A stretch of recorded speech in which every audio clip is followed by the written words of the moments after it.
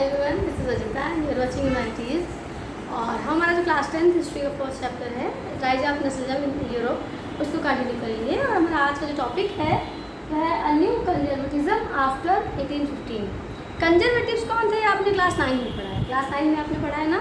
Conservatives कौन थे? Conservatives मतलब जो मोनार्की को सपोर्ट करते थे, जो जो जो जो राजा वाला जो क्लास था, पूरा जो डायनेस्टी वाला जो रूलिंग क्लास था, ठीक है, उसके जो सपोर्टर्स थे उनको हम क्या कहते हैं? कंजर्वेटिव्स कहते हैं। ठीक है, क्या होता है? डिफीट ऑफ नेपोलियन इन 1815 के बाद में जो कंजर्वेटिज्म है वापस क्यों आता है? तो 1815 में डिफीट ऑफ नेपोलियन इन 1815 में नेपोलियन बोनापार्ट जो है वो वाटरलू के वॉर में क्या होते हैं? डिफीट हो जाते हैं, हार जाते हैं। उनको 4 कंट्रीज मिल के हराती हैं। कौन कौन? ब्रिटेन, ऑस्ट्रिया, रसिया, प्रूसिया। ये 4 कंट्रीज हैं जो मिल करके इनको नेपोलियन बोनापार्ट को 1815 में हरा देती हैं। ठीक है, अब इनको हराने के बाद में जो कंजर्वेटिव्स हैं वो वापस से एक्टिव हो जाते हैं। अब ये जो चारों थे ये क्या थे? कंजर्वेटिव्स थे। ठीक है, यहाँ पे क्या चल रहा था? तो कंजर्वेटिव वाली गवर्नमेंट चल रही थी, मतलब यहाँ पे किंग्स रूल कर रहे थे। ठीक है, तो इनका जो कंजर्वेटिज्म है वो वापस से फॉर्म में आता है। और कंजर्वेटिव्स क्या चाहते थे? ये लोग क्या चाहते थे? तो दोबारा से चीज़ों को रिस्टोर करना, जो मतलब जो पुरानी चीज़ें थी, जो ओल्ड रिजिम था, ठीक है, उसको वापस से लेके आना चाहते थे। तो सबसे पहला मोनार्की को रिस्टोर करना चाहते थे, दूसरा चर्च को पावर देना चाह रहे थे, और तीसरा जो सोशल हायरार्कीज थी, जैसे जो राजा के बाद में उनका लड़का बनता था किंग, ठीक है, तो उन सारी चीज़ों को लोग वापस क्या करना चाहते थे? रिस्टोर करना चाहते थे। ठीक है, अब इनके नेपोलियन बोनापार्ट के हारने के बाद में क्या होता है? Congress was hosted by Duke Metternich. Duke Metternich कौन थे? तो ऑस्ट्रिया के प्रिंस थे। ठीक है, ड्यूक का मतलब होता है प्रिंस, फ्रांस में बोला जाता है। ठीक है, तो ड्यूक मैटरनिक और ये सब लोग क्या करते हैं? ये जो मीटिंग होती है वियना में एक वियना कांग्रेस जिसको बोलते हैं 1815 में, मतलब नेपोलियन बोनापार्ट हराने के बाद में ये लोग आगे क्या करना है, ठीक है, इसके लिए एक मीटिंग रखते हैं। कहाँ पे? वियना में। ठीक है, और इसको होस्ट कौन करता है? तो ड्यूक मैटरनिक करते हैं। ठीक, अब इसमें ये लोग क्या डिसाइड करते हैं? Draw of the treaty of Vienna. ये लोग एक ट्रीटी एक साइन करते हैं। ट्रीटी मतलब एक अनुबंध, एक आपस में एक संधि साइन करते हैं, मतलब सब लोग मिल करके कुछ पॉइंट्स होते हैं जिन पे क्या करते हैं कि एग्री होते हैं कि भाई हम ये चीज़ें करेंगे। ठीक है, तो ये क्या करते हैं? इसका सबसे पहला ऑब्जेक्ट क्या था? Undo the changes done by Napoleon. सबसे पहला जो ये ट्रीटी इन लोगों ने की वियना में, इसका सबसे पहला जो ऑब्जेक्ट था वो क्या था?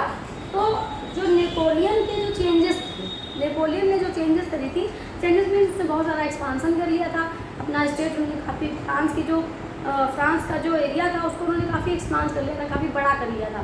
ठीक है, तो उन्होंने क्या कहा कि सबसे पहले तो उसके जो चेंजेस हैं वो क्या हो जाएंगे? अंडू हो जाएंगे, मतलब उनको वापस ले लिया जाएगा। ठीक है, जो जिसका एरिया है, जिस कंट्री का, उसको दे दिया जाएगा। In France bourbon dynasty is restore the power. और फ्रांस में जो बर्बन डायनेस्टी, जिसके लुई 16 थे, क्लास 9 में जो आपने पढ़ा था, ठीक है, उनको पावर वो रिस्टोर कर लेते हैं वापस से, मतलब बर्बन डायनेस्टी को वहाँ का जो बागडोर थी वो थमा दी जाती है, वापस दे दी जाती है। ठीक है, तो वो वहाँ पे राजा बन जाते हैं। हालांकि लुई 16 जो है वो एग्जीक्यूट कर दिए गए थे, अगर याद हो तो। ठीक है, तो यहाँ पे उन्हीं की डायनेस्टी के लुईस फिलिप को पावर दिया जाएगा। ठीक है, इसके अलावा क्या चीज़ें होती हैं? तो number of states were setup at the boundaries of the France. अब जैसे फ्रांस जो था, फ्रांस मान लिया था, तो इसके आसपास नेपोलियन ने काफ़ी सारे एरिया में कब्जा कर लिया था।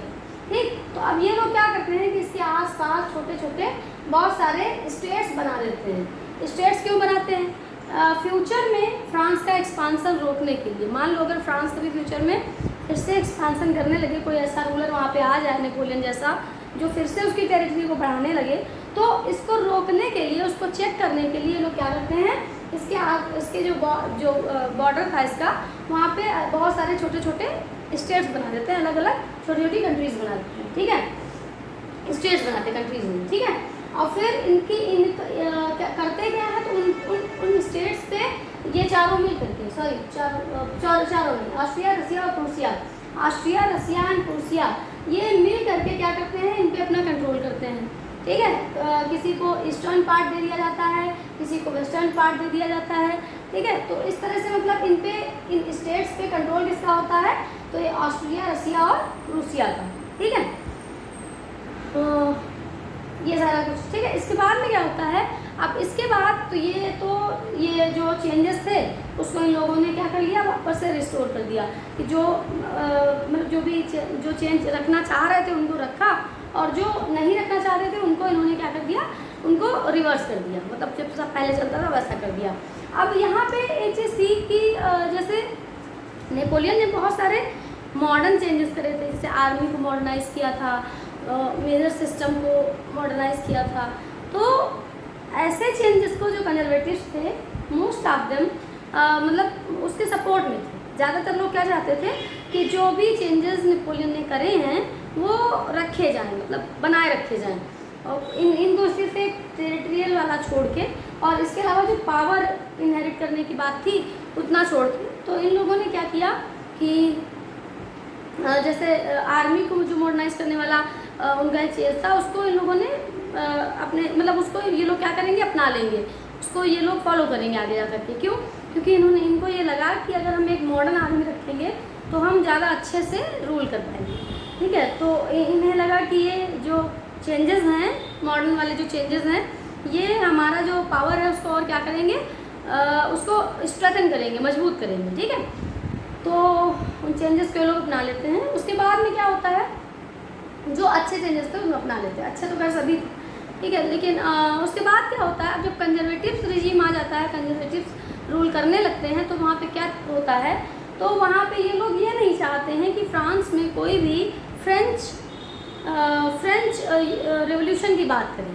क्यों नहीं चाहते, मतलब ये लोग आते ही पावर में क्या करने लगते हैं, उतना ज़्यादा तो नहीं करते हैं कि सर्फडम करने वापस से और ये सारा कुछ, लेकिन फिर भी ये लोगों को कंट्रोल करने की कोशिश करते हैं। ठीक है, और फ्रांस में क्या, तो सबसे पहला तो करते हैं कि प्रेस वगैरह को क्या करते हैं, सेंसरशिप में ले आते हैं कि मतलब कोई भी रिवोल्यूशन से जुड़ी कोई भी बात कोई ना तो बुक में लिखे, ना न्यूज़पेपर में कहीं छपे। ठीक है, और कहीं भी कोई चार लोग खड़े होकर कभी रिवोल्यूशन की कोई बात ना करें, क्योंकि इन्हें ये डर था कि अगर मान लो लोगों को रिवोल्यूशन की याद आती रहेगी तो हो सकता है कि फ्यूचर में दोबारा से क्या हो जाए, रिवोल्यूशन हो जाए। ठीक है, तो इसलिए ये लोग क्या करते हैं, सेंसरशिप लागू करते हैं बहुत ही स्ट्रिक्टली, मतलब पूरी तरह से लोगों को कंट्रोल करते हैं कि कोई भी फ्रेंच रिवोल्यूशन से जुड़ी हुई कोई भी बात नहीं करेगा।